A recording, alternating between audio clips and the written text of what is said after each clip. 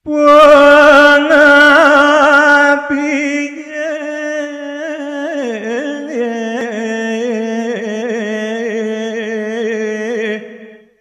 matur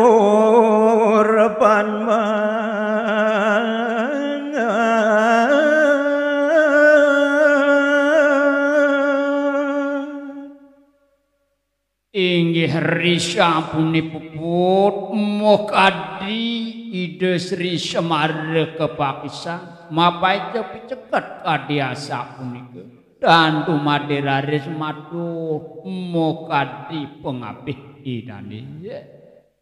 yan punika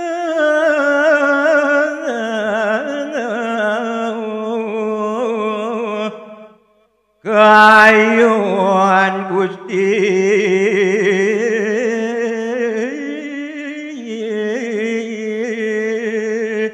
liandang luwe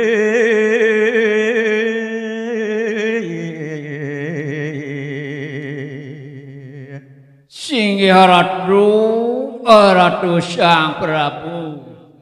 Wentene picegat kadheasa punika wiakti dahating luwih mau tamu risampune titiang ing pemargi kadheasa puniki tiang saya koma mundur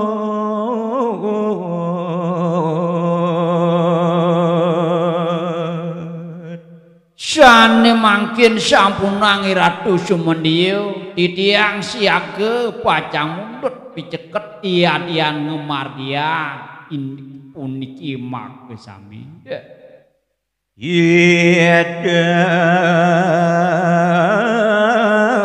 dalam nyawi seniman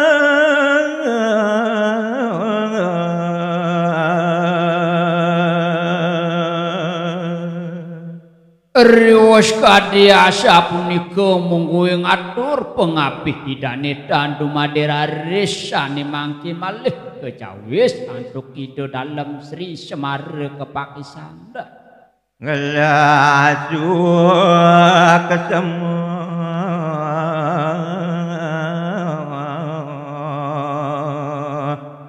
paman mundur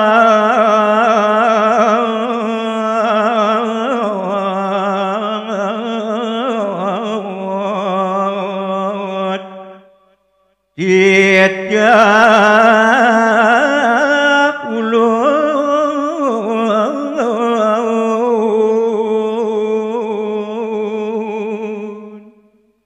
nana gelahane jani suksema pesan arep tekenang paman sawireh paman aja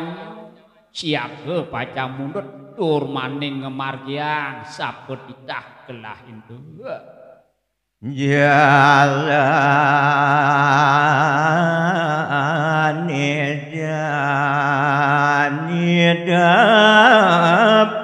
dapat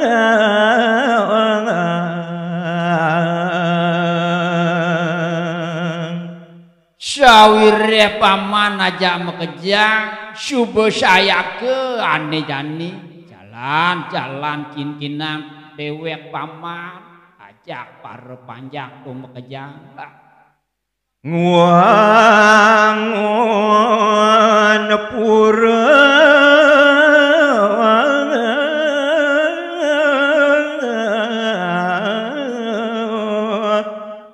duen bumi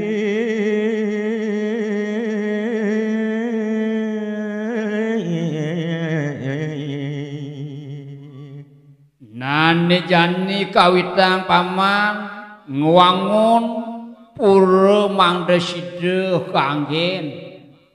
kesungsung antuk para panyake ri sejebak jagat Bali